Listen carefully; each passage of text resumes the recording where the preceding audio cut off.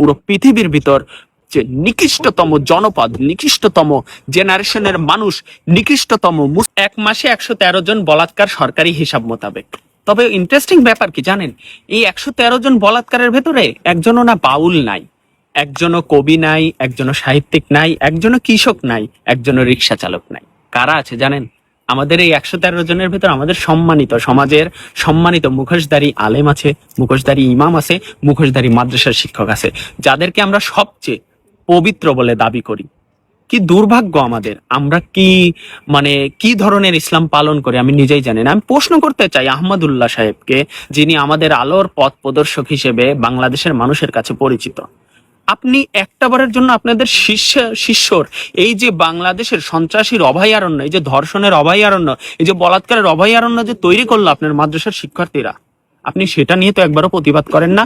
সবচেয়ে বেশি তো আপনার প্রতিবাদ করার কথা, কারণ আপনার শিক্ষার্থীরা এগুলা করছে। কোনো অন্য সাধারণ মাল্টিমিডিয়া ও ইংলিশ মিডিয়া ও অন্যান্য নিউট্রাল মিডিয়ার কোনো স্টুডেন্ট কিন্তু করছে না, করছে মাদ্রাসা ব্যাকগ্রাউন্ডের শিক্ষার্থীরা। আমি মাদ্রাসা শিক্ষার বিরুদ্ধে না, কিন্তু এই যে ঢাকা শহরে আজপাড়াগায় গড়ে ওঠা যে মাদ্রাসাগুলো এখন আগ্নেয়গিরি হয়ে গেছে, ধর্ষণের, বলাৎকারের, কত শত হাজার শিশু নিজের ইজ্জতের ভয়ে হয়তো সামনে আসে না, ঘটনাগুলা কয়টা বা মিডিয়াতে প্রকাশ পায়, কয়টা বা সরকারিভাবে আমরা জানতে পারি। কিন্তু আপনারা না এইটা নিয়ে একটাবারের জন্য কথা বলেন না।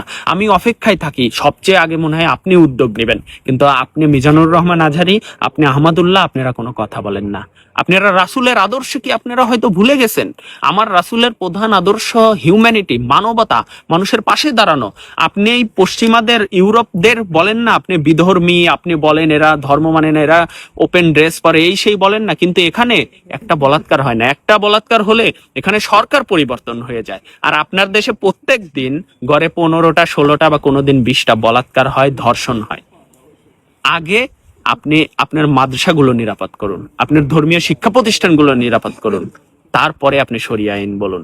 আপনি শরিয়া আইনের যে 4জন প্রত্যক্ষদর্শী লাগে, একজন ব্যভিচার, ধর্ষণ বা ব্যভিচারের বিচার করার জন্য, বা আপনার জিনার বিচার করার জন্য, আপনি সেই সম্বন্ধে প্রচার করুন। আপনি যদি 10% লোক শরিয়া আইন চান তাহলে তো হবে না। 90% মানুষকে শরিয়া আইনের মূল যে ভিত্তি, মূল যে একটা ভালো যে দিক আছে সেটা আপনি প্রকাশ করুন। মানুষ যদি গ্রহণ করে আপনি শরিয়া আইন নিয়ে এগিয়ে যান, আমার কোনো ডিবেট নাই এখানে। কিন্তু আপনি যে ধর্ম ব্যবস্থা, শিক্ষা ব্যবস্থা চালু করেছেন, এটি একজন বলাৎকারী শিক্ষা ব্যবস্থা।